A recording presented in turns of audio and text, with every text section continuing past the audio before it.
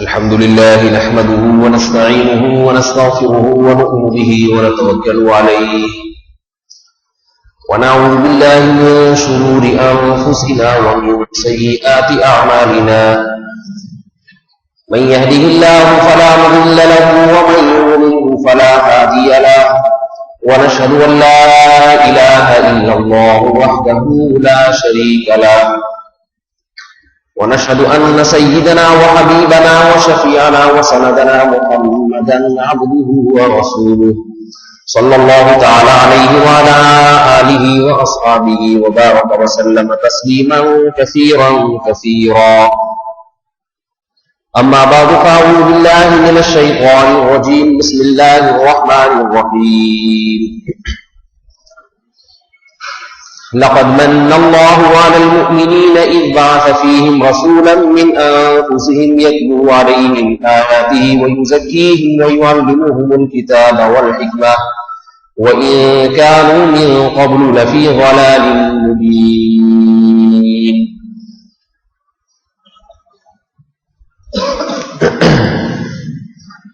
وقال النبي صلى الله عليه وسلم المرء مع من أحب يوم القيامة. وقال النبي صلى الله عليه وسلم لا تزال طائفة من أمتي ظاهرين على الحق أو كما قال صلى الله عليه وسلم.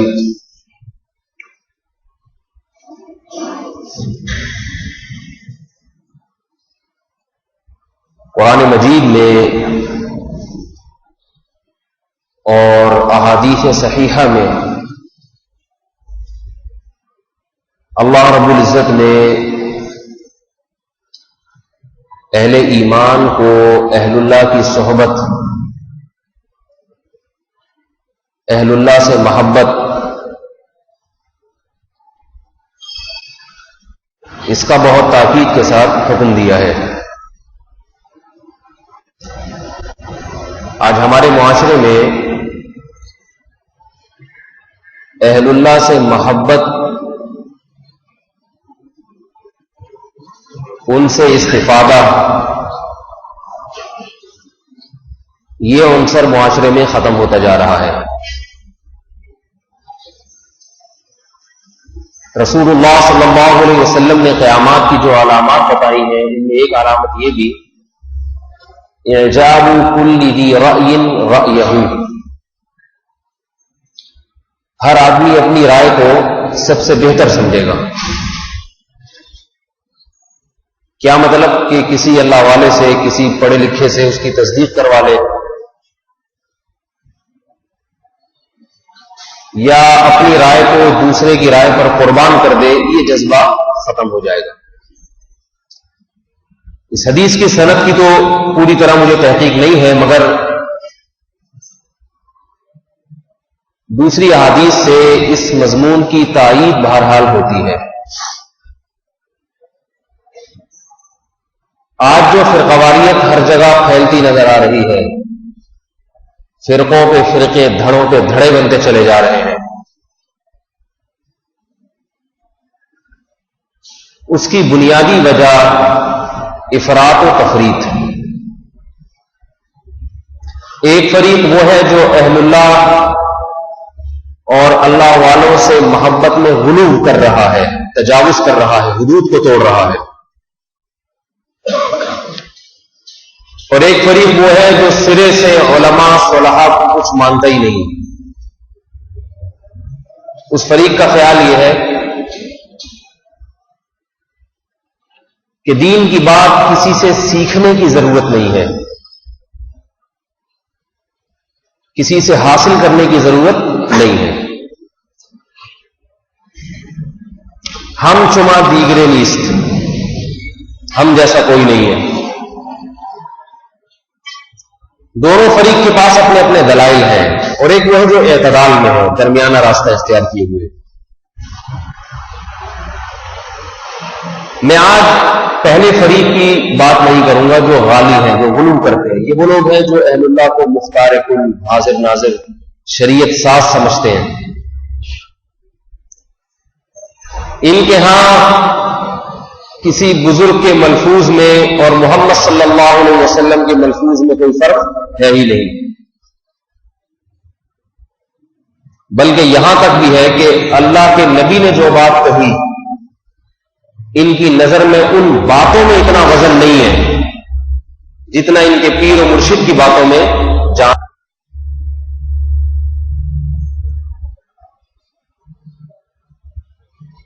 ایک شخص کو خواب آیا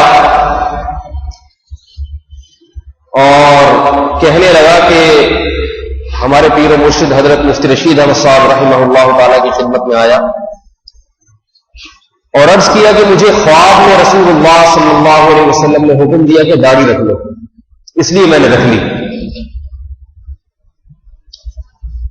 فرمایا دیکھیے حدیث کی کتابوں کی اہمیت خواب سے زیادہ ہے۔ یقیناً خواب بھی نبوت کا حصہ ہے، اس میں کوئی شبہ نہیں ہے، لیکن ہمارے پاس جن سلسلوں سے احادیث پہنچی ہیں ان احادیث کی اہمیت خواب سے زیادہ ہے۔ خواب میں تعویل کی جا سکتی ہے، احادیث میں تعویل نہیں کی جا سکتی۔ اگر تعویل کریں گے تو کسی دوسری حدیث کی بنیاد پہ۔ پیغمبر صلی اللہ علیہ وسلم کی بات کو کسی امتی کی بات کی وجہ سے بدلا نہیں جا سکتا۔ تو فرمایا کہ آپ کے سامنے کتنی مرتبہ پیغمبر کی یہ حدیث آئی کہ داڑھی بڑھاؤ، آپ نے اس حدیث پر عمل نہیں کیا، خواب میں آ کے کہہ دیا عمل کر رہے۔ حالانکہ خواب کی وہ اہمیت نہیں ہے جو کتابوں کی اہمیت ہے، وہ مستند زیادہ ہے۔ اگر کتابوں میں ایک مسئلہ کچھ اور لکھا ہوا ہے، مستند کتابیں ہیں، خواب میں اس کے خلاف تلقین کی جا رہی ہے تو خواب کو رد کر دیا جائے گا، اس مسئلے کو تبدیل نہیں کیا جائے۔ مثلا کتابوں میں جو احادیث کی صحیح کتابیں ہیں ان میں لکھا ہے رسول اللہ صلی اللہ علیہ وسلم نے مسلمان کو حکم دیا صلہ رحمی کا، رشتہ داری کو جوڑنے کا۔ ایک آدمی کہتا ہے کہ مجھے خواب آیا ہے، خواب میں یہ بتایا گیا ہے کہ میں اپنے فلاں بھائی کے ساتھ رشتہ داری کو ختم کر دوں، تو اس خواب پر عمل بولیے بھائی نہیں کیا جائے۔ خواب نبی علیہ السلام بھی خواب میں کیوں نہ آئے ہو؟ آپ کو یہ سوال ہوگا کہ اللہ کے نبی معاذ اللہ خواب میں کیا غلط تعلیمات دیں گے؟ کیا شریعت کے خلاف بات بھی کر سکتے ہیں؟ معاذ اللہ۔ اللہ کے نبی نے فرمایا من رآنی فی المنام فقد رآنی فإن الشیطان لا یتمثل بی۔ فرمایا جس نے خواب میں میری زیارت کی اس نے میری ہی زیارت کی، اس لیے کہ شیطان میری صورت اختیار نہیں کر سکتا۔ اس میں کوئی شک نہیں جس نے ان صفات پر محمد صلی اللہ علیہ وسلم کی زیارت کی جو حلیہ نبی علیہ الصلوۃ والسلام کا کتابوں میں لکھا ہوا ہے، تو اس نے یقیناً رسول اللہ صلی اللہ علیہ وسلم ہی کی زیارت کی۔ مگر خواب میں آپ علیہ الصلوۃ والسلام اگر کوئی بات کی تلقین فرمائیں تو اس بات کو آپ علیہ السلام کی جاگتی حالت میں جو بیانات ہیں اس پر پرکھا جائے گا۔ اگر اس کے مطابق ہے تو اس کو لے لیا جائے گا، اگر اس کے خلاف ہے تو اس کی تعبیر نکالی جائے گی، اس میں تعویل کی جائے گی۔ خوابوں کی تعبیریں ہوتی ہیں، بالکل متضاد مطلب ہو جاتے ہیں خواب کے۔ خواب میں ایک کام کے کرنے کا حکم دیا جا رہا ہے، بعض مرتبہ اس کا مطلب نہ کرنا ہوتا ہے۔ ایک ہی آدمی کو ایک خواب آتا ہے، اس کا مطلب کچھ اور، دوسرے آدمی کو وہ خواب آئے گا اس کا مطلب بالکل اس کے متضاد۔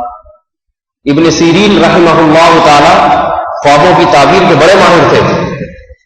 بعض علماء کو اللہ یہ فن کرامت کے طور پہ عطا فرماتے ہیں، خوابوں کی تعبیر کا فن۔ بعض میں ایسی فراست اور ذہانت ہوتی ہے کہ وہ خواب کی حقیقت تک پہنچ جاتے ہیں. یہاں میں ایک درمیان میں ابن سیرین کا واقعہ سنانے سے پہلے یہ ایک بات عرض کروں، پھر مجھے یاد دلا دی کہ ابن سیرین کی بات چل رہی تھی، ورنہ میں کہیں اور نکل جاتا ہوں. خواب میں ہمارے پاس بھی لوگوں کے فون آتے ہیں یہ خواب کے بارے میں کہ خواب کی تعبیر بتا دیں، مجھے یہ آیا، مجھے یوں آیا. بعض لوگ انٹرنیٹ پہ ای میل بھیجتے ہیں، اپنا پورا 1 گھنٹے کا خواب لکھ کے بھیج دیتے ہیں اسے. میں تعبیر نہیں بتاتا. اس کی وجہ یہ ہے کہ خواب میں خواب دیکھنے والے کے حالات پر جب تک مکمل اطلاع نہ ہو، کس کنڈیشن میں اس نے یہ خواب دیکھا ہے، اس کی اپنی دینی دنیاوی حالات کیا ہیں، جب یہ خواب دیکھا اس پر گھریلو حالات کیا چل رہے تھے، ان تمام چیزوں کا تعبیر میں دخل ہوتا ہے. ایسا نہیں ہوتا کہ آپ کو سانپ نظر آ گیا تو اس کا یہ مطلب ہے، آپ کو چڑیل نظر آ گئی تو اس کا یہ مطلب ہے، گائے نظر آ گئی تو اس کا یہ مطلب ہے. ہر ایک کے حق میں لوگ کہتے ہیں مجھے یوں نظر آیا، تو بھائی ہر ایک کے حق میں مختلف مطلب نکل سکتے ہیں. اس لیے اس میں بہت احتیاط کی ضرورت ہوتی ہے. جب تک میں اس لیے کہتا ہوں بھائی فون کر کے پوچھو تعبیر. ان میں سب سے پہلا سوال میرا یہ ہوتا ہے بھائی معاشی لحاظ سے، گھریلو لحاظ سے پریشان تو نہیں ہے؟ کیونکہ پریشان آدمی کو اوٹ پٹانگ خواب آتے ہیں جس کا کوئی مطلب نہیں ہوتا. اس کو سانپ ہی آئیں گے، چڑیلیں ہی آئیں گی، جنات ہی آئیں گے. ایک خاتون کا فون آیا، مجھے 1 ہفتے سے خواب میں سانپ اور چھپکلیاں نظر آ رہی ہیں. میں نے کہا مجھے پتا تھا کہ یا تو یہ طلاق یافتہ ہوگی یا بیوہ ہوگی، اور سسرال میں یا گھر بیٹھے بیٹھے تنگ آ گئی ہوگی، رشتے نہیں مل رہے ہوں گے. میں نے کہا آپ کی عمر کتنی ہے؟ 40 سال. میں نے کہا شادی ہو گئی؟ کہتی ہے نہیں. میں نے کہا آپ شادی کر لیں، چھپکلیاں بھی بھاگ جائیں گی، سانپ بھی. ظاہر ہے 40 سال تک شادی نہیں ہوئی تو ذہنی طور پر کس قدر اذیت اور کوفت والی زندگی ہے عورت کے لیے. اب خامخواہ میں اس کی تعبیریں نکالی جائیں کہ چھپکلی کا مطلب دکھانی ہے اور سانپ کا مطلب نند ہے. تو ضرورت ہی نہیں. اعتدال کی حالت میں جو خواب آتا ہے وہ قابل تعبیر ہوا کرتا ہے. بعض لوگوں کو خواب آ جاتا ہے رات کو جنات نظر آ رہے ہیں، چڑیلیں بار بار مردے نظر آ رہے ہیں. میں فوراً تعبیر نہیں بتاتا. میں کہتا ہوں بھائی کوئی گھریلو پریشانی بتاتے نہیں، اللہ کا شکر ہے سیٹ. میں کہتا ہوں رات کو کھانا دیر سے تو نہیں کھایا تھا،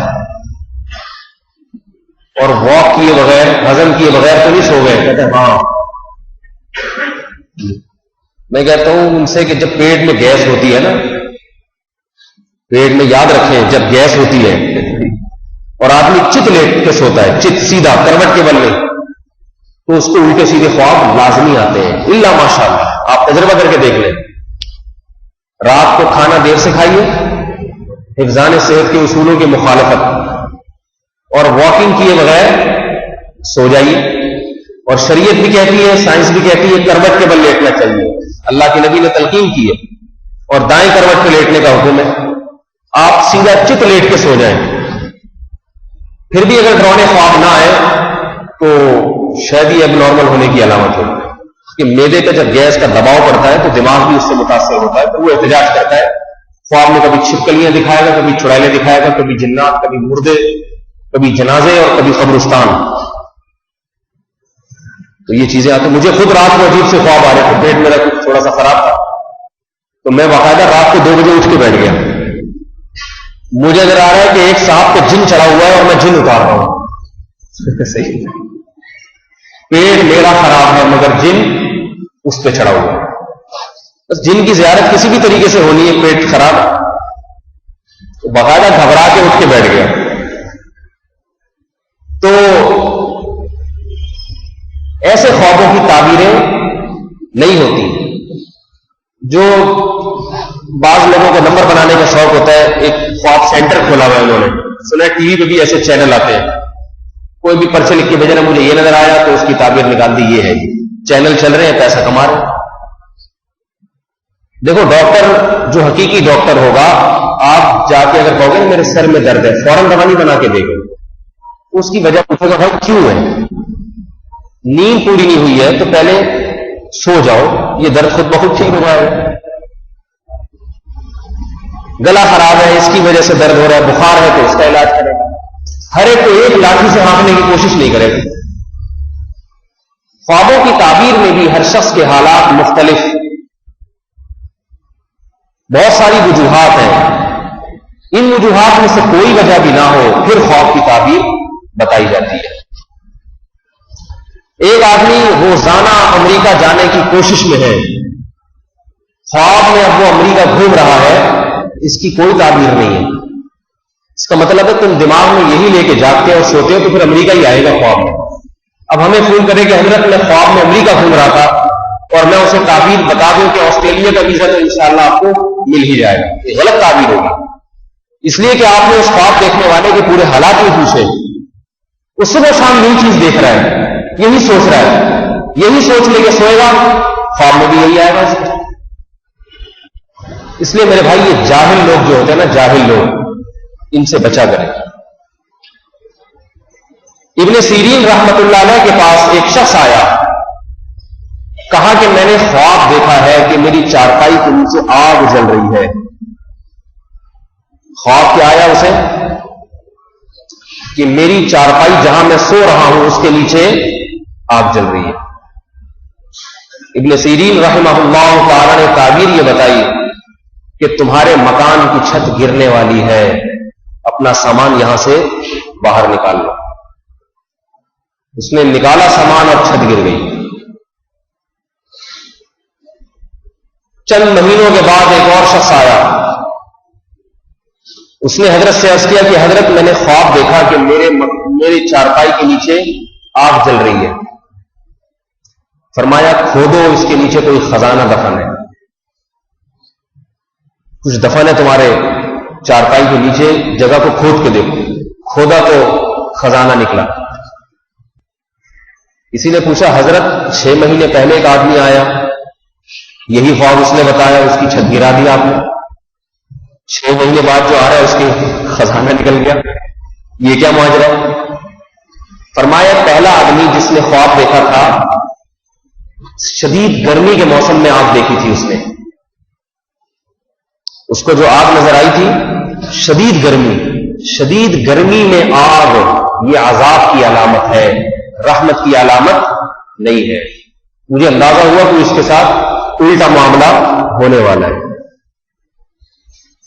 اور دوسرے کے جو خواب آئے وہ شدید سردیوں میں آگ دیکھی ہے۔ شدید سردی میں آگ بہت بڑی رحمت اور نعمت ہے، وہ آگ کے متلاشی ہوتے ہیں۔ اس کے نیچے آگ جل رہی ہے تو اس کے مطلب نیچے ہی اللہ کی کوئی رحمت اس کے لیے موجود ہے۔ تو دیکھیں صرف موسموں کے فرق سے خواب کی تعبیر میں فرق پیدا ہو گیا۔ جب بات خواب کی چلنے لگی ہے تو جلدی ایک مسئلہ خواب سے متعلق بتا دو۔ ارادہ تو یہ ہوتا ہے نا عوام کے فائدوں کو، جنرل نالج کے لیے تو ہم بیٹھے نہیں آپ، صحیح ہے، کوئی لیکچر تو ہے نہیں کہ آپ نے امتحان دینا اس موضوع کی تیاری، جو مفید باتیں سامنے آتی ہیں تو آ جائے۔ حدیث میں آتا ہے رسول اللہ صلی اللہ علیہ وسلم نے فرمایا خواب کی تعبیر کے بارے میں، حدیث کا مفہوم ہے کہ خواب اس وقت تک معلق رہتا ہے، لٹکا رہتا ہے جب تک اس کی تعبیر نہ بتا دی جائے، لہذا جیسی تعبیر بتا دی جائے گی اسی کے مطابق خواب پھر وہی معاملہ ہوگا۔ قضی الامر الذی فیہ تستفتیان، یوسف علیہ السلام کے پاس جیل میں جب 2 قیدی آئے تعبیر پوچھنے کے لیے، ایک نے کہا انی ارانی آصر خمرا، اے یوسف میں خواب دیکھتا ہوں کہ میں شراب نچوڑ رہا ہوں۔ دوسرے نے کہا کہ میں خواب دیکھتا ہوں کہ میرے سر پہ روٹیوں کا ٹوکرا رکھا ہے اور پرندے اس ٹوکرے سے اٹھا کے لے جاتے ہیں، آپ ہمیں اس خواب کی تعبیر بتائیے۔ یوسف علیہ السلام نے فرمایا کہ جو شراب نچوڑ رہا ہے اس کو رہائی ملنے والی ہے، اور وہ بادشاہ کے لیے اسی طرح شراب نچوڑ کے اس کو پلایا کرے گا جیسے پہلے پلایا کرتا تھا. اور جس کے سر پہ روٹیوں کا ٹوکرا رکھا تھا یسلبو اسے سولی پہ لٹکایا جائے گا. فتأکل الطیر من راسہ اور پرندے اس کے سر کو نوچ نوچ کے اس کی لاش میں کھائیں گے. آگے فرمایا قضی الامر الذی فیہ تستفتیان تم نے مجھ سے خواب کی جو تعبیر پوچھی ہے اب یقیناً ایسا ہو کر رہے گا. کیونکہ پیغمبر نے تعبیر بتائی ہے تو جو تعبیر بتا دی اب وہ ہوگی لازم. لہذا اس حدیث سے ایک اصول معلوم ہوتا ہے کہ خواب کی تعبیر ہمیشہ اپنے کسی خیرخواہ سے پوچھنی چاہیے جو صحیح اچھی تعبیر کوشش کرے کہ اچھی تعبیر بتاؤ. جس کو حسد ہوگا آپ سے بغض ہے نفرت ہے وہ اچھے خواب کا بھی الٹا مطلب بیان کرے گا. کہے گا وہی یار تمہاری حرکتیں میں تو پہلے ہی کہتا تھا بندے ہی صحیح نہیں ہوتے. آپ خواب میں دودھ جلیبی بھی اگر کھا رہے ہوں گے نا تو کہہ گے یہ وہی حرکتیں ہیں جو سانپ بن کے جلیبی کی شکل میں آ گئی. الٹا مطلب نکالیں گے کیونکہ جس کو عقیدت ہوتی ہے وہ ہر الٹی بات کو بھی صحیح تعبیر کرتا ہے اور جس کو آپ سے دشمنی ہے وہ آپ کے ہر اچھے کام کو ہر اچھے خواب کو بھی اس کا الٹا مطلب نکالے. وہ جلیبیوں کو بھی لپٹا ہوا سانپ سے تعبیر کرے گا. تو اس کا بڑا دخل ہوتا ہے کہ خواب کی تعبیر کسی ایلے میلے سے نہ پوچھی جائے کسی ماہر سے پوچھی جائے اور ماہر بھی جو خیر خواہ ہو جس میں صلاح کا عنصر زیادہ ہو.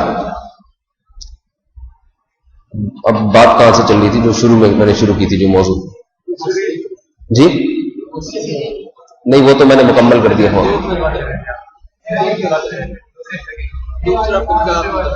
ہاں میں یہ کر رہا تھا کہ ایک پہلا فرقہ یعنی ایک جو دین میں جس نے فرقواریت پیدا کی ہے وہ لوگ ہیں جو علماء کے اور اپنے بزرگوں کی شان میں غلو کرنے والے اللہ کے نبی کی بات پر اپنے اکابر کی بات کو ترجیح دیتے ہیں اور شریعت دوسرے نمبر پر اور اپنے سلسلے یہ پہلے نمبر پر. آج اس کی بہت مثالیں ملتی ہیں. انہیں رسول اللہ صلی اللہ علیہ وسلم کا حکم بتایا جائے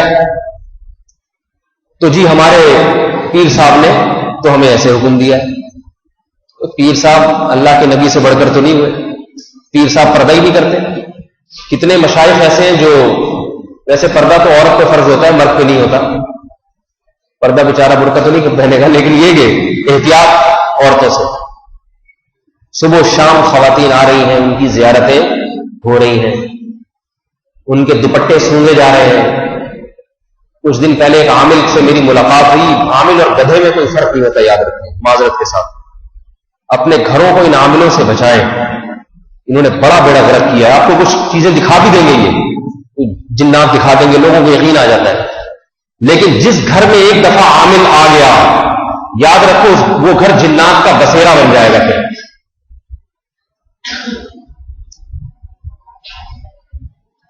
ایک عامل صاحب ملے کچھ دن پہلے اچھے بنے دیندار نیک پرہیزگار آدمی. مجھے نہیں پتا تھا کہ عامل بن گئے. اچھے خاصے صحیح آدمی تھے. تو ان کی آنکھوں سے مجھے اندازہ ہوا کہ ان کی سیٹنگ تھوڑی سی آؤٹ ہوئی ہوئی ہے.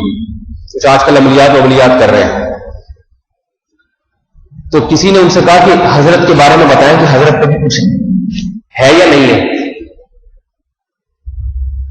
میں نے اس سے کہا اللہ کا شکر ہے مجھ پہ کچھ نہیں ہے.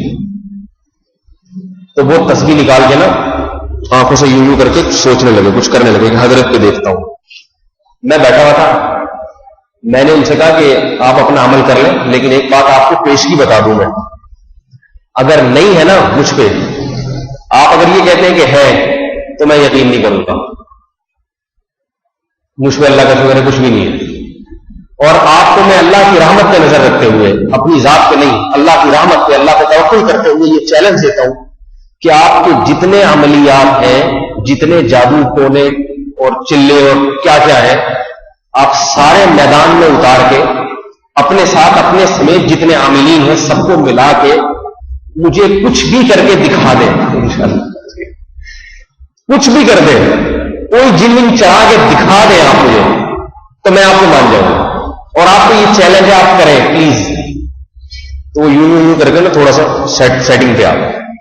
پہلے تو نظریں گھما رہے تھے، لگ رہا تھا کچھ ہونے والا ہے. اس کے بعد جب میں نے یہ دھمکی دی اللہ پہ نظر رکھے تو ایک دم سیٹنگ پہ آ گئے. صحیح ہے نا. پھر مجھے کہنے لگے کہ میں نے ان سے کہا جب ان کا دماغ کو میں نے دیکھا نا خراب ہو رہا ہے، آنکھوں سے پتا چل رہا تھا یہ اچھا بلا شریف آدمی کے دھندوں میں لگ گیا. میں نے کہا دیکھو یہ دھندے چھوڑ دیں، ان سے آپ کا دماغی توازن خراب ہو جائے گا. تو کہنے لگے نہیں عملیات نہیں، ہمیں پتہ نہیں ایک سلسلہ شاذلیہ سے یہ چیزیں ہبا اور عطا ہوئی ہے. سلسلہ پتہ نہیں یہ سلسلہ کہاں سے کس کو عطا ہوا ہے، پہلے تو اس کی تحقیق ہونی چاہیے. سلسلہ شاذلیہ سے ہمیں یہ چیزیں عطا ہوئی ہیں، اور ہمارے پاس صحابی جنات بھی ہوتے ہیں. تو مجھے خیال ہوا کہ یہ بیچارہ بالکل ہی اس کو تو پورا کھول کے دوبارہ بنانا پڑے گا، یعنی اتنا خراب ہو گیا ہے کہ اب یہ اسی کنڈیشن میں ریپیئر نہیں ہو سکتا یہ آدمی. اچھا بلا سمجھدار آدمی، اور وہ کیا کہہ رہا ہے ہمارے پاس صحابی جنات بھی اویلیبل ہے. عقل کے اندھوں کو سوچنا چاہیے کہ جو صحابی ہوگا وہ کسی امتی کی خدمت کرے گا بیٹھ کے، اور اس قسم کے فضول لوگوں کے پاس وہ زیارت کے لیے حاضر ہوگا. اور دنیا احمقوں کی دنیا جو ہے نا، احمق لوگ وہ عقیدت میں ہاتھ پاؤں چوم رہے ہیں کہ حضرت ہمارے گھر بھی تشریف لائیں، پھونک مار کے چلے جائیں، آپ کے پاس صحابی جنات ہیں. صحابی جنات پہلی بات تو یہ کہ جو صحابی جنات ہوتے ہیں نا وہ جہاد کرتے ہیں. صحابہ نے سب نے جہاد کیا ہے. جھاڑ پھونک کا کام صحابہ نے کیا ہے. ضرور ہے کوئی بیمار ہوا تو پھونک لگا دی اس کو فاتحہ پڑھ کے، باقاعدہ جھاڑ پھونک کو کسی صحابی نے پیشہ نہیں بنایا. دوسری بات میں نے کہا کہ اگر صحابی جنات ہیں تو آپ نے ان کی زیارت کر کے آپ تابعی بن گئے، اور ہم تبع تابعین میں ہمارا شمار ہوگا.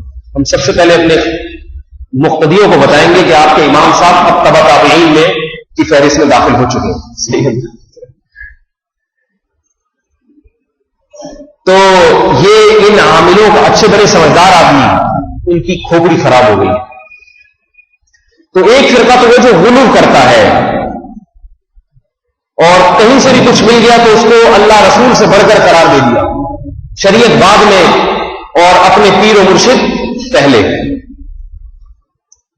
حضرت رشید احمد گنگوہی رحمہ اللہ تعالی بڑے اللہ والے بزرگ بھی تھے اور علم میں بڑے مضبوط اور پختہ. انہوں نے اصلاحی تعلق قائم کیا تھا حضرت حاجی امداد اللہ مہاجر مکی رحمہ اللہ تعالی سے. حاجی امداد اللہ مہاجر مکی رحمۃ اللہ علیہ نے انہیں اللہ اللہ کرنا سکھایا. حاجی امداد اللہ مہاجر مکی رحمۃ اللہ علیہ فرماتے ہیں کہ میں ہندوستان میں آیا دو شخصیتوں کو گھیرنے کے لیے کہ ان دو پہ محنت کی جائے، اللہ ان سے بڑا کام لے گا. ان دو میں ایک حضرت رشید احمد گنگوہی رحمۃ اللہ علیہ تھے، لیکن حاجی امداد اللہ مہاجر مکی رحمۃ اللہ علیہ کے پاس علم ایسا نہیں تھا جیسا حضرت گنگوہی کے پاس علم تھا. علم میں پختگی اور مضبوطی یہ حضرت گنگوہی رحمۃ اللہ علیہ کے پاس تھی. حضرت گنگوہی بیٹھ ہوئے حضرت حاجی امداد اللہ مہاجر مکی رحمۃ اللہ علیہ کے ہاتھ پہ اور اصلاحی تعلق قائم کیا، ان سے اللہ اللہ کرنا سیکھا. بہت ادب بہت احترام کیا کرتے تھے اپنے شیخ کا. ایک مرتبہ حاجی امداد اللہ، ایک مرتبہ حضرت گنگوہی نے لوگوں کو مسئلہ بتایا شریعت کا. کسی نے پرچی لکھ کے دی کہ آپ کے پیر و مرشد، آپ کے شیخ وہ تو اس کے خلاف فتویٰ دیتے ہیں، وہ تو اس کے خلاف مسئلہ بتاتے ہیں، اور پرچی بھجوائی. حضرت گنگوہی نے اس پرچی کو پھاڑا اور فرمایا ہمارے شیخ سے کہو کہ مسائل ہم سے پوچھا کریں، کیونکہ علم اللہ نے، مسائل کا علم اللہ نے ہم کو دیا ہے، یہ ہم ان سے نہیں پوچھیں گے. مسئلہ اس سے پوچھا جاتا ہے جسے شریعت کا علم ہو، جسے علم ہے وہ مسئلہ بتانے کا اہل ہے. تو آپ دیکھیے کس قدر دین پہ مضبوطی. ایک طرف پیر و مرشد، دوسری طرف ان کی پرچی کو پھاڑ دیا. فرمایا ہم نے ان سے تعلق جو کیا ہے اپنی اصلاح کے لیے، اپنے نفس کی اصلاح کے لیے. مسئلہ بتانا ہمارا کام ہے، ان کا کام نہیں. آج کسی کو اول تو پیر و مرشد ہے ہی نہیں کسی کا کوئی. ہر آدمی آزاد شتر بے لگام اونٹ نہیں ہوتا. ہر آدمی کہہ رہے جو میری سوچ، جو مجھے سمجھ میں آ رہا ہے بس میں ویسے ہی چلوں گا. اور بنا لے تو ایسا بناتے ہیں کہ یہ عقیدہ رکھ لیتے ہیں کہ اس سے کوئی غلطی کبھی ہو ہی نہیں سکتی. حالانکہ انبیاء کے سوا دنیا میں کوئی معصوم نہیں ہے. عبداللہ ابن عباس رضی اللہ تعالی عنہ سے کسی نے کہا، عبداللہ بن عباس نے مسئلہ بتایا اور حدیث کا حوالہ پیش کیا. کسی نے بتایا کہ ابو بکر تو اس کے خلاف کہتے ہیں، یا کسی اور صحابی کا نام لیا. تو حضرت عبداللہ بن عباس نے رسول اللہ صلی اللہ علیہ وسلم کی قبر کی طرف اشارہ کر کے فرمایا اس صاحب قبر کے سوا دنیا میں کوئی بھی ایسا نہیں ہے جس کی سب باتوں کو لیا جائے اور کسی بات کو بھی ترک نہ کیا جائے. یہ صرف نبی علیہ الصلوۃ والسلام کی شان ہے کہ آپ کی تمام باتوں کو لیا جائے گا اور آپ علیہ الصلوۃ والسلام کی کسی بات کو ترک نہیں کیا جائے گا. نبی کے بعد 1400 سال میں کوئی ایسا امتی پیدا نہیں ہوا، نہ ابو بکر، نہ عمر، نہ عثمان، نہ علی، نہ حضرت معاویہ، نہ حسن حسین، نہ کوئی اور صحابی، نہ عبداللہ بن مسعود، نہ عبداللہ بن عباس، نہ زبیر بن عوام، نہ عبداللہ بن عمر، نہ عبداللہ بن عباس. کوئی صحابی نہیں، نہ ابو حنیفہ، نہ شافعی، نہ امام مالک، نہ امام احمد بن حنبل، نہ کوئی اور بزرگ ایسا دنیا میں پیدا ہوا ہے جس کی باتوں کے بارے میں ہمارا یقین ہو کہ ہر بات ان کی زبان سے صحیح نکلی ہے، ان سے غلطی کبھی نہیں ہوئی. ایسا ہمارا عقیدہ صرف اور صرف کس کے بارے میں ہے؟ بولو بھائی، محمد صلی اللہ علیہ وسلم کے بارے میں. امام ابو حنیفہ رحمہ اللہ تعالی فرماتے ہیں اذا صح الحدیث فهو مذهبی اذا وجدتم قولی، جب تم میرے کسی قول کو حدیث کے خلاف پاؤ، فضربوه علی الجدار، تو میرے اس قول کو دیوار پہ دے مارو. لہذا یہ عقیدہ اپنے اکابر کے بارے میں رکھنا کہ ان سے کبھی غلطی نہیں ہو سکتی اور ان کی زبان سے نکلی ہوئی ہر بات درست ہے، یہ عقیدہ رسالت اور نبوت میں شرک ہے. ایک شرک اللہ کے ساتھ ہوتا ہے، ایک شرک رسول کے ساتھ ہوتا ہے. کسی میں وہ صفات جو صرف اللہ کے پیغمبر کی خصوصیت ہے، اور اللہ کے پیغمبر سے بھی یاد رکھیں خطا کا امکان تھا، مگر جب خطا ہوئی اللہ نے فوراً اس کی اصلاح فرما دی تاکہ امت اس خطا پہ باقی نہ رہے. تو یہ عقیدہ کہ اللہ اس کے رسول صلی اللہ علیہ وسلم کے سوا دنیا میں کوئی بھی معصوم، بولو بھائی، نہیں. لہذا بعض لوگ تو گمراہ ہوئے ہیں اس عقیدے کی بنیاد پہ کہ پیران پیر نے جو لکھ دیا وہ پتھر پہ لکیر. اب ہماری بحثیں ہوتی ہیں، ہم قرآن حدیث کے دلائل لے رہے ہیں، وہ آگے سے کیا کہتے ہیں فلاں بزرگ نے یہ لکھا، فلاں بزرگ نے یہ لکھا. اب میرے بھائی بزرگوں کا تو سلسلہ 1400 سال میں بہت طویل ہے، کس نے کیا لکھا، کس نے کیا لکھا. اب ہم کہیں بھائی ان بزرگ نے یہ بات درست صحیح لکھی، ان سے غلطی ہوئی ہے، تو کہتے ہیں توبہ کرو، گستاخ اولیاء.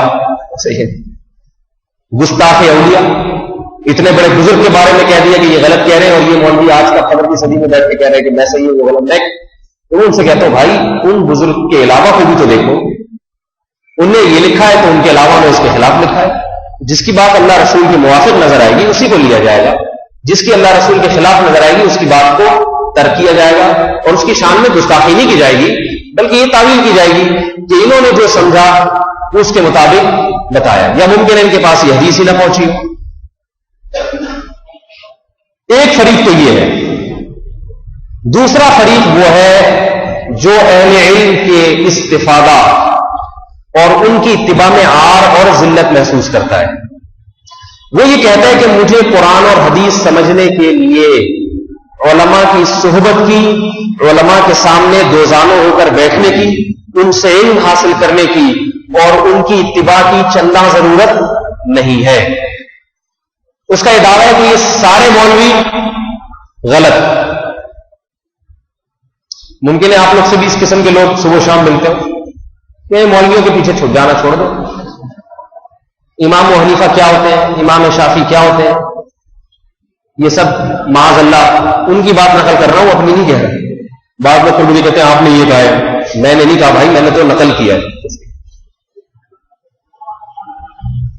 تو میں نے جو قرآن مجید کی آیات تلاوت کی ہے وہ اس کی نفی کر رہی ہے.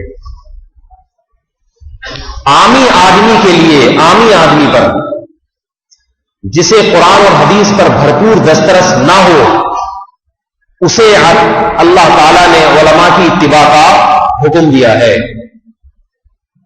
بعض چیزیں تو قرآن و حدیث میں بہت واضح ہیں, ان میں کسی کی تقلید نہیں ہے, ان میں کسی کی اتباع نہیں ہے, وہ ہر ایک کو علم ہے. اسلام میں کتنی نمازیں ہیں بتائیے؟ 5 نمازیں ساری دنیا جانتی ہے. اسلام میں رمضان میں روزوں کا حکم ہے یا نہیں ہے؟ ان میں کسی کی تقلید نہیں. یہ اتنا واضح مسئلہ ہے جس کو قرآن نے بہت ہی وضاحت کے ساتھ کھول کے بیان کیا. شہر رمضان الذی انزل فیہ القرآن, فرمایا فمن شہد منکم الشہر فلیصم, جو بھی اس مہینے کو پائے اسے چاہیے کہ اس مہینے میں روزے رکھے. لیکن یاد رکھیے اس سے آگے بھی سلسلے ہیں.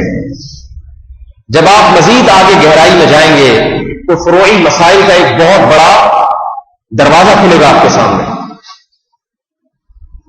یہ چیز جائز ہے یا ناجائز, یہ حلال ہے یا حرام. اس معاملے میں آپ اگر براہ راست قرآن و حدیث سے استفادہ شروع کر دیں گے تو آپ کو یہ نہیں پتا چلے گا کہ قرآن کی یہ آیت منسوخ ہے یا ناسخ ہے. ایک صاحب میرے پاس آئے اور کہنے لگے کہ حدیث میں آتا ہے, میں کسی کی خدا نخواستہ نفی نہیں کر رہا, یاد رکھیے یہ تو فروعی مسائل ہیں, ان میں اختلاف تو 1400 سال سے چل رہا ہے اور آج تک قیامت تک چلتا رہے گا, اس میں کوئی غرض نہیں ہے. صحیح بخاری کی حدیث پیش کی کہ رسول اللہ صلی اللہ علیہ وسلم نے فرمایا کہ امام کے پیچھے جو شخص قرات نہیں کرتا, جو شخص لا صلاۃ الا بفاتحۃ الکتاب, جو سورہ فاتحہ کی تلاوت نہیں کرتا, اس کی سرے سے نماز ہی نہیں ہے. لہذا امام کے ابتدا میں بھی آپ کو چاہیے کہ آپ سورہ فاتحہ کی تلاوت کریں. اس نے کہا دیکھو یہ حدیث ہے, اور لوگوں کو دکھا رہا تھا کہ علماء سے پوچھنے کی ضرورت نہیں ہے, مولویوں سے پوچھنے کی ضرورت نہیں ہے, یہ حدیث ہے تو بس پڑھ لیا کرو. میں نے ان سے کہا, میں نے کہا دیکھیں آپ خود مختار بننے کی کوشش نہ کریں, آپ اس مسئلے میں علماء کی اتباع کریں, کیونکہ یہ مسائل کا باب ہے, اس میں آپ مار کھا جائیں گے, شکست کھا جائیں گے. پیچیدہ مسائل نہیں جی آپ کو آتا ہی کچھ نہیں, ٹہلا رہے ہیں, ٹٹھا رہے ہیں. میں نے ان سے کہا کہ اچھا پھر قرآن میں آتا ہے اذا قرئ القرآن فاستمعوا له وانصتوا, جب قرآن کی تلاوت کی جائے تو غور سے سنو, خاموش رہو. اس کا کیا جواب ہے آپ کے پاس؟ کہہ رہے ہیں حدیث میں تو آتا ہے نا فاتحہ پڑھو. میں نے کہا قرآن کہہ رہے ہیں کہ چپ رہو. کیا میں آپ کے سامنے حدیث پیش کر رہا ہوں؟ تو میں نے کہا میں کیا پیش کر رہا ہوں, میں قرآن پیش کر رہا ہوں. کہہ رہے اس کا یہ مطلب نہیں ہے جو آپ بتا رہے ہیں. میں نے کہا پھر اس حدیث کا وہ مطلب نہیں ہے جو آپ بتا رہے ہیں. کہہ رہے نہیں آپ حدیث میں تعویل کر رہے ہیں. میں نے کہا پھر آپ قرآن میں تعویل کر رہے ہیں. یہ تو علم کی حالت ہوتی ہے, علم کی حالت. 4 باتوں کے بعد ہوا نکلنا شروع ہو جاتی ہے, اور دعویٰ یہ ہے کہ میں کسی عالم کی اتباع. دیکھو دونوں مذاہب ہیں. امام شافعی رحمۃ اللہ علیہ کا مذہب یہی ہے کہ امام کے پیچھے فاتحہ پڑھی جائے. امام ابو حنیفہ کا مذہب یہی ہے کہ امام کے پیچھے فاتحہ نہ پڑھی جائے. ہم عوام سے کہتے ہیں کہ آپ براہ راست ان مسائل میں الجھنے کی کوشش نہ کریں, کیونکہ قرآن مجید سے مسائل کا استنباط یہ آسان کام نہیں ہے. یہ جو قرآن کی آیت ہے نا وَلَقَدْ يَسَّرْنَا الْقُرْآنَ لِلذِّكْرِ, ہم نے قرآن کو آسان کر دیا ہے. اس میں بتایا ہے کہ مسائل کے لیے آسان نہیں, کہ ذکری نصیحت حاصل کرنے کے لیے آسان کیا ہے. مسائل کے بارے میں قرآن میں دوسری آیت ہے وَأَنزَلْنَا إِلَيْكَ الذِّكْرَ, اے نبی ہم نے آپ کی طرف نصیحت کو نازل کیا, قرآن کو نازل کیا. لِتُبَيِّنَ لِلنَّاسِ, آپ کھول کھول کے لوگوں کے سامنے بیان کریں کہ ان کی طرف کیا نازل ہوا ہے. اور اتنا بھی کافی نہیں ہے, وَلَعَلَّهُمْ يَتَفَكَّرُونَ, اس کے بعد ان کو بھی غور و فکر اور تدبر سے کام لینا پڑے گا. اور تدبر ہمیشہ وہی کرتے ہیں جو تدبر اور فکر کے اہل ہوتے ہیں. نمبر 1 فکر تدبر کے لیے ضروری ہے کہ جس چیز میں تدبر کیا جا رہا ہے اس کا علم کامل طور پر ان کے سینے میں محفوظ ہو. تدبر کریں گے قرآن اور حدیث میں، قرآن اور حدیث کا مکمل علم ان کے پاس ہونا چاہیے. دوسری چیز، علم کے ساتھ ساتھ وہ دماغی صلاحیت، وہ صلاحیت استنباط کی صلاحیت کہ کس طرح سے مسئلے کو قرآن و حدیث سے استنباط کیا جاتا ہے، یہ صلاحیت ہونا ضروری ہے. دونوں میں سے ایک چیز بھی اگر، بلکہ ایک تیسری شرط بھی ہے، تقویٰ اور للہیت، اللہ کا خوف. ان تینوں چیزوں میں سے ایک چیز بھی اگر نہیں ہوگی تو پھر یہ آدمی تفکر اور تدبر کا اہل ہی نہیں ہے. دیکھو ڈاکٹروں کے سامنے جب کوئی میڈیکل میں نیا مسئلہ آتا ہے، کوئی نئی بیماری آتی ہے تو غور و فکر کرتے ہیں نا. کس میں غور و فکر کریں گے؟ کتابوں میں دیکھیں گے، تحقیقات دیکھیں گے. تو یہ ڈاکٹر بھی کریں گے، عامی آدمی نہیں کرتا. اس لیے کہ جس چیز میں تحقیق کی جا رہی ہے اس کا علم ان کے پاس ہے، میرے اور آپ کے پاس نہیں ہے. اور ان میں آگے وہی ڈاکٹر نکلیں گے، علم تو بہت سو کے پاس ہوگا، مگر تحقیق انہی کے سامنے آئے گی جن کے پاس بہترین دماغ اور ذہانت بھی ہوگی. یہ کام مسائل کے استنباط کا 15ویں صدی میں سے نہیں ہے، یہ رسول اللہ صلی اللہ علیہ وسلم کے دور سے شروع ہو چکا ہے. ضرورت اس وقت سے تھی، اسی وقت سے مسائل کا، قرآن و حدیث سے مسائل کو نکالنا اور عوام کے سامنے لانا اس کو، یہ کام آج نہیں ہوا. سب سے پہلے اجتہاد صحابہ کرام نے کیا ہے. حضرت عمر ابن خطاب رضی اللہ تعالی عنہ کے سامنے ایک مسئلہ حضرت عمر نے بیان کیا، صحیح بخاری کی حدیث ہے. میں بتا رہا ہوں کہ مسائل کا مسئلہ کتنا نازک ہوتا ہے، فروعی مسائل کا مسئلہ. حضرت عمر رضی اللہ تعالی عنہ نے کہا، اور مسئلہ بتایا، قانون بنایا کہ جس عورت کو اس کا مرد 3 طلاقیں دے دے، تو مسئلہ یہی ہے کہ وہ عورت عدت اپنے شوہر کے گھر گزارے گی، شوہر اسے اپنے گھر سے نکال نہیں سکتا. حضرت فاطمہ کھڑی ہوئی، فاطمہ بنت قیس کھڑی ہوئی اور عرض کیا کہ میں نے رسول اللہ صلی اللہ علیہ وسلم سے یہ بات سنی ہے کہ جس عورت کو طلاق بائن ہو جائے، 3 طلاقیں ہو جائیں، اس کے لیے نہ نفقہ ہے اور نہ سکنا. سکنا کہتے ہیں رہائش بھی نہیں ملے گی، اور عدت کے دوران اس کو نان نفقہ بھی شوہر کی طرف سے نہیں ملے گا. حوالہ کس کا دیا؟ محمد صلی اللہ علیہ وسلم کا، کہ نبی علیہ الصلوۃ والسلام نے یہ فیصلہ کیا ہے. حضرت عمر نے رجوع نہیں کیا اپنی بات سے، حالانکہ حوالہ پیغمبر صلی اللہ علیہ وسلم کو دیا جا رہا ہے. حضرت عمر نے فرمایا، لا ندع کتاب اللہ و سنت نبینا بقول امرأۃ لا ندری احفظت ام نسیت.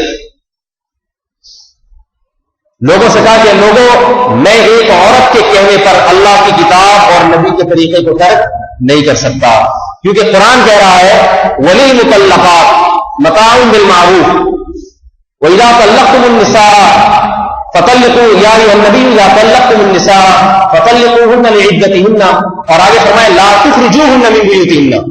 قرآن کہہ رہے کہ جب عورت کو طلاق ہو جائے، اللہ فرماتے ہیں طلاق یافتہ کو اپنے گھر سے نہ نکالو، وَلَا يَخْرُجْنَ، اور وہ خود بھی نہ نکلے. یہ جو ہمارے معاشرے میں دستور ہے نا، طلاق دی اور دھکے دے کے باہر نکال دیا، یہ جاہلوں کا دستور ہے. مسلمانوں کو شریعت نے اس کی اجازت نہیں دی ہے. تو حضرت عمر نے فرمایا کہ اللہ فرما رہے ہیں کہ طلاق یافتہ عورت کا نان نفقہ اور رہائش کس کے ذمہ ہے؟ طلاق دینے والے مرد کے ذمہ، جب تک عدت پوری نہیں ہو جاتی. قرآن یہ کہہ رہا ہے، اور اس میں قرآن نے کوئی فرق نہیں کیا کہ طلاق بائن ہو یا طلاق رجی ہو، ہر طرح کی طلاق کے بارے میں.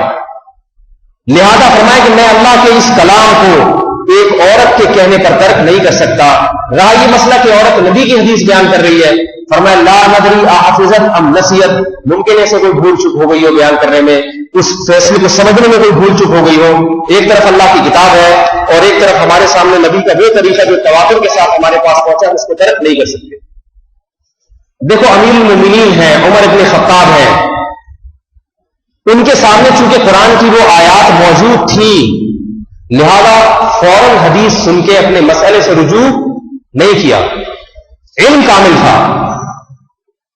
آج ایک جاہل آدمی اس کے عوام کے سامنے آتے، یہ حدیث ہے، تمہارے مولوی یہ بتاتے ہیں حدیث میں یہ لکھا ہوا ہے، مولوی کے مانو گے یا حدیث پہ چلو گے؟ ایک دم ایمان سے کھیلنا شروع کر دیا. وہ کہہ رہا یار ہم تو اپنے مولوی صاحب کو بڑے نیک سمجھتے تھے، آج تک یہ بتاتے رہے ہم. اور مولوی کی بات بھی ہوتی تو چلو مولوی تو 15ویں صدی کے ہم جیسے ہی ہوں گے. یہ زد صرف مولوی صاحب پہ نہیں پڑ رہی ہوتی، بلکہ اسلاف کے ایک طویل سلسلے پر زد پڑ رہی ہوتی ہے کہ معاذ اللہ سارے بیوقوف تھے جتنے پیدا ہوئے. یہ وہ جاہلانہ رویہ ہے جو فرقواریت کی بنیاد کا سبب بنتا ہے. آپ نے جب قوم کو اسلاف کے راستے سے اور علماء کے راستے سے ہٹا دیا اور قرآن و حدیث اس کے ہاتھ میں تھما کے آپ نے کہا کہ اب آپ خود اس میں سے نکال کے جو سمجھ میں آئے کرتے رہو، تو اس سے فرقے بنتے چلے جاتے ہیں. ایک بچپن کی بات ہے میری، ایک صاحب آئے میرے پاس اور کہنے لگے تم امام ابو حنیفہ کے مذہب پہ کیوں چلتے ہو؟ میں نے ان سے کہا پہلی بات تو یہ کہ امام ابو حنیفہ کے بارے میں میرا یہ نظریہ نہیں ہے کہ وہ اللہ کے نبی تھے، یا ان سے کوئی غلطی نہیں ہو سکتی، قطعاً نہیں ہے. میں نے کہا امام ابو حنیفہ رحمۃ اللہ نے ایک تحقیق کی ہے مسائل کی، اس پہ کام کیا ہے، اور ایسا کام کیا ہے کہ امت کے ایک بہت بڑے طبقے بلکہ 99.99% امت نے ان پر اعتماد کیا ہے. امام شافعی رحمۃ اللہ علیہ کی تحقیقات پر اس امت نے اعتماد کیا ہے. میں نے کہا کہ ان کے مسائل میں اگر کہیں اونچ نیچ تھی تو بعد میں ان کے جو شاگرد پیدا ہوئے انہوں نے پھر امام ابو حنیفہ کے قول کے خلاف فتویٰ دے دیا. مثال کے طور پر امام ابو حنیفہ کے پاس بعض دفعہ کوئی حدیث نہیں پہنچی تھی، صاحبین جو امام ابو حنیفہ کے شاگرد ہیں ان کے پاس جب پہنچی تو انہوں نے امام ابو حنیفہ کے قول کے خلاف فتویٰ دے دیا، اور آج ہمارا اسی پر عمل ہے. ایک اس کی مثال دیتا ہوں آپ کو. امام ابو حنیفہ رحمۃ اللہ علیہ کا قول یہ ہے کہ جب بارش نہ ہو رہی ہو، قحط پڑ جائے، تو نماز استسقاء الگ سے اس کا کوئی وجود تصور نہیں ہے. سمجھ میں آ رہی ہے بات؟ یہ جب نماز استسقاء پڑھتے ہیں نا میدان میں نکل کے، اب تو چھوڑ دی لوگوں نے، پہلے ایسا ہوتا تھا بارش نہیں ہو رہی ہے، قحط پڑ رہا ہے تو لوگ نکلتے تھے اور میدان میں جا کے خطبہ بھی ہوتا، دعا بھی ہوتی. امام ابو حنیفہ رحمۃ اللہ علیہ کا جو قول کتابوں میں نقل ہے وہ یہ ہے کہ نماز استسقاء نہیں، بلکہ وہ قرآن کی آیت پیش کرتے ہیں یا قوم استغفروا ربکم انہ کان غفارا یرسل السماء علیکم مدرارا. نبی علیہ السلام نے اپنی قوم سے کہا میری قوم گناہوں سے توبہ کرو، اللہ آسمان سے بارش برسائے گا. فرماتے ہیں ہر آدمی اپنے اپنے طور پر اللہ سے توبہ کرے، گناہوں کی بارش خود ہی نازل ہو جائے گی، الگ سے نماز کی ضرورت نہیں ہے. لیکن کیا اس پر عمل ہوتا ہے؟ کیا ہمارے علماء نماز استسقاء کو سنت نہیں سمجھتے؟ حالانکہ حنفی ہیں، حالانکہ امام ابو حنیفہ کے متبعین میں شامل ہیں، پھر بھی نماز استسقاء پڑھتے ہیں. کیوں؟ اس لیے کہ جب صاحبین کے پاس یہ حدیث پہنچی انہوں نے اس بات کو اختیار کیا کہ نہیں، اللہ کے نبی صلی اللہ علیہ وسلم باقاعدہ میدان میں نکل کے آپ علیہ السلام نے 2 رکعتیں پڑھی ہیں، لہذا آج فتویٰ کس پر دیا جاتا ہے؟ امام ابو حنیفہ کے قول پہ فتویٰ نہیں دیا جاتا، فتویٰ دیا جاتا ہے ابو یوسف اور امام محمد رحمۃ اللہ علیہ کے قول پر. تو میں نے کہا کہ ایک کام جو اور بہت ساری اس کی مثالیں وقت نہیں ہے ورنہ میں دیتا. تو فقہ حنفی کا مطلب ہر بات ابو حنیفہ کی لینا یہ نہیں ہے، بلکہ جو مسلک امام ابو حنیفہ کی طرف منسوب ہے، جس کی بنیاد انہوں نے لکھی، اس پر عمل کرنا، اس کو فقہ حنفی کہا جاتا ہے. یہاں ایک اعتراض ہوگا کہ مسلک کی بنیاد پہ نبی نے رکھی تھی، ابو حنیفہ نے تھوڑی رکھی تھی. بعض لوگ یہ بھی کہتے ہیں. یاد رکھیے رسول اللہ صلی اللہ علیہ وسلم نے کسی مسلک کی بنیاد نہیں رکھی. اسلام کی تشریحات میں اختلاف ہوا ہے، جو مسائل کی تشریحات میں، اور وہ صحابہ کے دور میں بھی ہوا ہے، لیکن یہ اختلاف اتنے بڑے پیمانے پر نہیں تھا. صحابہ کے دور میں جس کو جس چیز کی ضرورت ہوتی وہ کسی صحابی سے جا کے، عالم سے جا کے مسئلہ پوچھ لیتا اور اس پر عمل کر لیتا. لیکن جب یہ سلسلہ پھیلا ہے، لوگوں میں شہوت کا اور خواہشات کا غلبہ آیا ہے، تو علماء نے اس بات کا التزام کیا اور عوام کو بھی اس بات کا حکم دیا کہ اس معاملے میں کسی ایک مسلک کو جو رسول اللہ صلی اللہ علیہ وسلم سے ثابت ہو. فقہ حنفی کے جتنے مسائل ہیں محمد صلی اللہ علیہ وسلم سے ثابت ہیں. فقہ شافعی کے جتنے مسائل ہیں محمد صلی اللہ علیہ وسلم سے ثابت ہیں. فقہ حنبلی کے جتنے مسائل ہیں محمد صلی اللہ علیہ وسلم سے ثابت ہیں. فقہ مالکیہ کے جتنے مسائل ہیں محمد صلی اللہ علیہ وسلم سے ان کی کوئی نہ کوئی اصل ملتی ہے. تو علماء نے یہ حکم دیا، فتویٰ دیا کہ کسی ایک مسلک کو اختیار کیا جائے. اگر آدمی اختیار نہیں کرے گا اور شتر بے مہار کی طرح گھومے گا تو اسے جہاں آسانی تن آسانی نظر آئے گی اس کو اختیار کرے گا. مثال کے طور پر میں آپ کو ایک بات عرض کروں. امام ابو حنیفہ رحمۃ اللہ علیہ کا مذہب ہے کہ خون نکلنے سے وضو ٹوٹ جاتا ہے یا نہیں؟ خون نکل کے اگر بہ جائے وضو ٹوٹ جاتا ہے. اس کے ان کے پاس اپنے دلائل. ابو داؤد کی حدیث ہے، صحابی آئیں اللہ کے نبی سے عرض کیا یا رسول اللہ، جو ایام کا خون آتا ہے خواتین کو، آپ نے ان استحاضہ لیکیوریا کا مرض تھا، ان کو مسلسل خون آتا تھا. آپ علیہ السلام نے فرمایا یہ حیض کا خون نہیں ہے، انما ہی دم عرق، یہ ایک رگ ہے جس کا خون بہ رہا ہے، لہذا اس سے تم پر صرف حدیث کا مفہوم بتا رہا ہوں، توضئی لکل صلاۃ، ہر نماز کے لیے وضو کر لیا کرو. وہ استدلال کیا، پتہ چلا کہ خون جب جسم کے باہر نکل جائے گا، جسم سے باہر آ جائے گا تو وضو کیا ہو جائے گی؟ واجب ہو جائے گی. استدلال کیا یہاں سے. امام شافعی رحمۃ اللہ علیہ کا مذہب یہ ہے کہ خون نکل کے بہ جائے اس سے وضو نہیں ٹوٹتا. ان کی دلیل وہ مشہور حدیث ہے، وہ صحابی کا عمار ابن یاسر نماز پڑھ رہے تھے، تیر آ کے لگا ان کے، خون نکلا، اسی طرح نماز مکمل کی، ختم کر دی نماز. اگر خون نکلنے سے وضو ٹوٹ جاتا تو یقیناً وہ دوبارہ نماز پڑھتے یا وہیں سے نماز چھوڑ کے چلے جاتے. اس کے جوابات امام یعنی احناف کی طرف سے دیے جاتے ہیں کہ بھائی ٹھیک ہے. اس پر تو یہ اشکال بھی ہوتا ہے کہ اگر خون نکلنے سے وضو نہیں ٹوٹتا تو خون کو ناپاک تو سبھی مانتے ہیں، کپڑے تو ناپاک ہو گئے تھے، تو کپڑے ناپاک ہونے کے بعد بھی تو نماز نہیں ہوتی. تو اس کا مطلب ہے کہ یا تو یہ حدیث منسوخ ہے یا ممکن ہے کہ نبی علیہ الصلوۃ والسلام کو اس واقعے کی اس طرح سے اطلاع نہ ہو، یا یہ بھی ممکن ہے کہ اللہ کے نبی نے اس کو اس طرح باقی نہ رکھا ہو. کیونکہ خون بہرحال ناپاک چیزوں کپڑے پہ لگے گا تو نماز نہیں ہوگی، جبکہ وہاں بے تحاشا خون لگ رہا ہے پھر بھی نماز پڑھ رہے ہیں. تو یہ حدیث تو آپ کے مسلک کے بھی خلاف ہے. یہ ایک الگ موضوع ہے، دونوں طرف سے دلائل دیے جاتے ہیں، لیکن دونوں کی اصل قرآن و حدیث سے ملتی ہے، صحابہ سے ملتی ہے، دونوں مذاہب صحابہ میں. دوسری بات، امام شافعی رحمۃ اللہ علیہ کا مذہب یہ ہے کہ عورت کو اگر ہاتھ لگ جائے تو وضو ٹوٹ جاتا ہے. اس کے اپنے دلائل ہیں ان کے پاس، اور قرآن و حدیث ہی سے استدلال کرتے ہیں، صحابہ کے اقوال سے ہی استدلال کرتے ہیں. امام ابو حنیفہ کا مذہب، بلکہ وہ قرآن سے کیا استدلال کرتے ہیں؟ قرآن کہتے ہیں اولا مسجد النساء، اے ایمان والو اگر تم نے عورت کو چھوا ہے تو پھر تم پر وضو واجب، پانی نہیں ہے، فتیمموا صعیدا طیبا، تو تیمم کرو. لامستم النساء، اس کا لفظی مطلب کیا ہے؟ عورت کو ہاتھ لگایا، چھوا تم نے. کہتے ہیں قرآن کہہ رہے دیکھو عورت کو چھونے سے، لہذا امام ابو حنیفہ کیا فرماتے ہیں کہ یہاں عورت کو چھونے سے مراد ہمبستری ہے، صرف چھونا مراد نہیں. ہمبستری کی ہے تو وضو واجب ہوگا، غسل واجب ہوگا، اور ہمبستری نہیں کی تو غسل بھی واجب نہیں، وضو بھی واجب نہیں. دونوں کی دلیل بہرحال قرآن سے. اب آپ 15ویں صدی میں پیدا ہوئے، آپ نے کہا کہ میں صحابہ کے دور کی طرح جس سے مسئلہ میری سمجھ میں آئے گا میں اس پر عمل کروں گا. آئی بات سمجھ میں کسی ایک کی رائے پر ایک مسلک پہ نہیں چلوں گا، جہاں مجھے میری اپنی رائے میں کام کیا میں اس کو اختیار کروں گا. لہذا آپ نے جب وضو کیا تو آپ کا خون نکلا، آپ وضو لوٹا نہیں گئے. آپ سے کسی نے کہا بھائی وضو کر لو، آپ نے کہا نہیں اس مسئلے میں مجھے امام شافعی کی بات ذرا زیادہ وزنی لگتی ہے، صحیح ہے، وضو نہیں ٹوٹتا، لہذا میں اسی طرح نماز پڑھوں گا.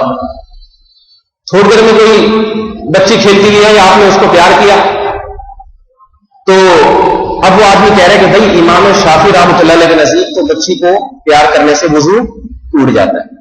وہ کہہ رہے اس مسئلے میں مجھے امام ابو حنیفہ کی بات ذرا زیادہ لاجیکل معلوم ہوئی ہے. بچی تو ہے، آگ لگ گیا تو کیا ہوگی. تو بتاؤ دین ایک تماشا اور مذاق بنے گا یا نہیں بنے گا؟ اور بنا ہوا ہے، تماشا بن جائے گا دین ایک. کبھی کس کو آج ان کی رائے، میں نے ایک آدمی کو دیکھا جن کا یہ رائے تھی کہ میل جو سمجھ جائے گا نا میں اس پر عمل کروں گا. روزانہ ان کی نماز کا طریقہ بدل رہا ہے کیونکہ تحقیق روز بدل رہی ہے. ایک دن میں نے دیکھا کہ جناب اتنی ٹانگیں چوڑی ہے اور نماز ہو رہی ہے اور رکوع سے اٹھنے کے بعد ہاتھ باندھ رہے ہیں. کچھ دن کے بعد دیکھا رکوع سے اٹھنے کے بعد ہاتھ چھوڑ رہے ہیں. میں نے کہا پہلے آپ باندھتے تھے، اب کہہ رہے تحقیق میری بدل گئی. چلو ٹھیک ہے، زندگی میں کبھی تحقیق، لیکن روزانہ کے حساب سے یہ سسٹم چل رہا ہے. یہ تحقیقات بدلتے بدلتے اب باقاعدہ ایسے ایسے فرقے وجود میں آ رہے ہیں، ایسے ایسے چیزیں مارکیٹ میں آ رہی ہیں. پہلے تو افراد کی تحقیق بدل رہی تھی، اب جماعتوں کی تحقیقات بدل رہی ہیں.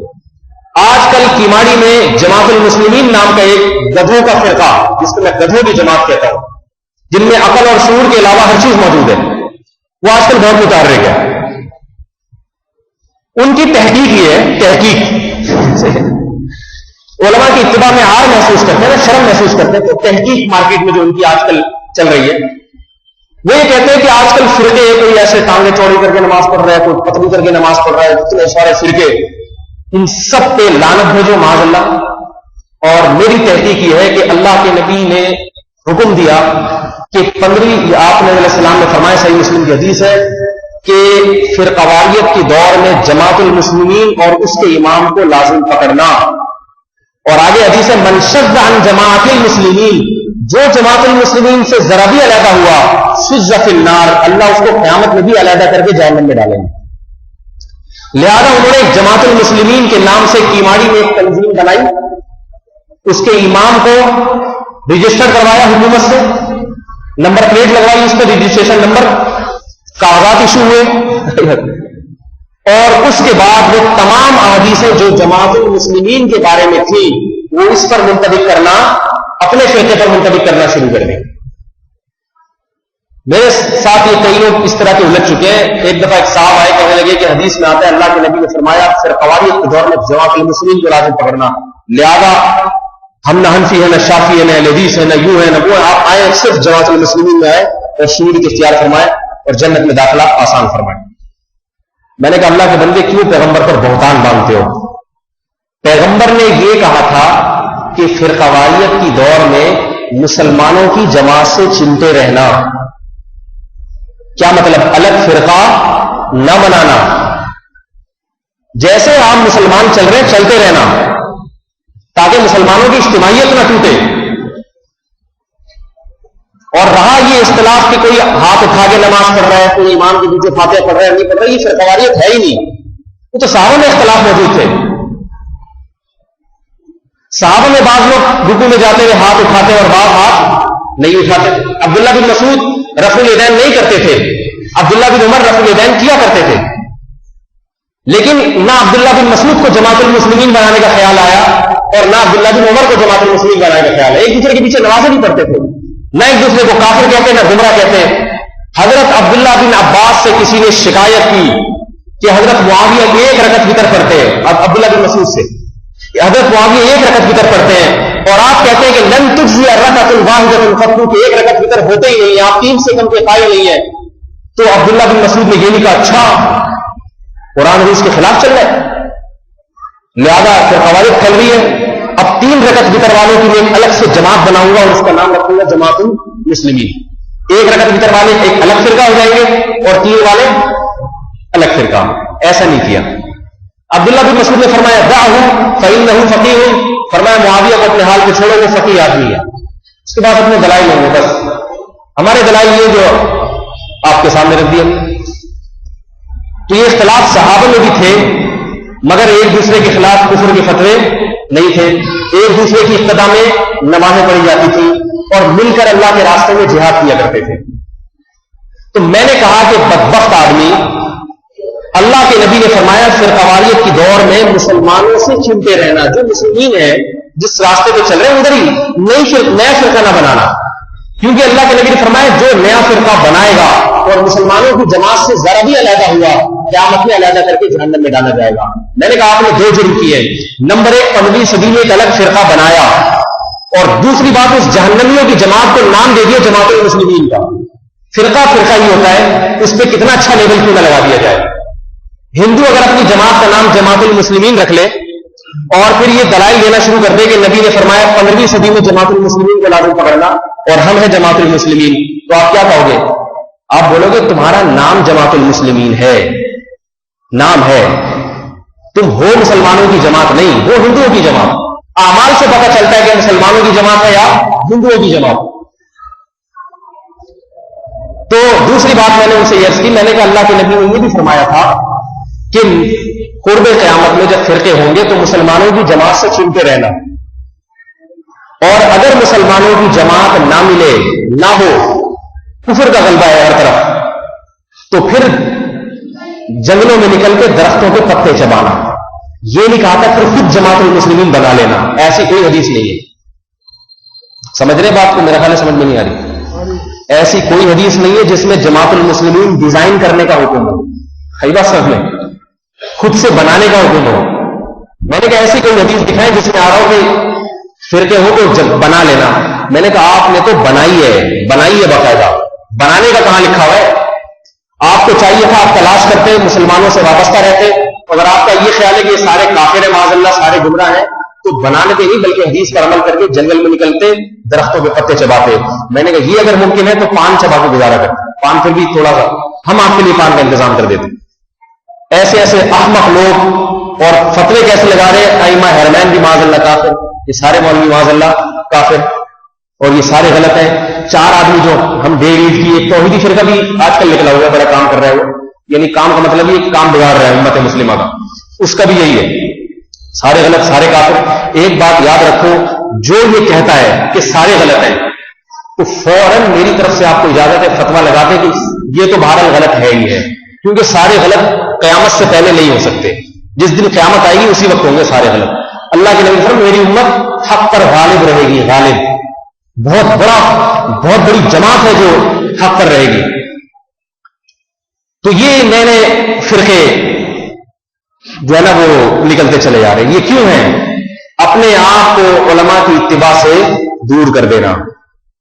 تو اللہ تعالیٰ ان جاہلوں سے ہماری حفاظت فرمائے, اور ایسے احمقوں سے جو قرآن حدیث کے نام پہ فرقے پھیلا رہے ہیں, ان احمقوں سے اللہ تعالیٰ ہم سب کی, کوئی آپ کو کوئی توحیدی فرقے والا ٹکر جائے, کوئی جماعت المسلمین کا ٹکر جائے, تو خود بحث کرنے کے بجائے اس کو میرے پاس لے آئیں, اور اس سے یہ بھی کہیں کہ اکیلے نہیں, اپنے 8-10 ہم نواؤں کے ساتھ آنے کے لیے تیار نہ ہو تو فقیر وہاں جانے کے لیے تیار ہے.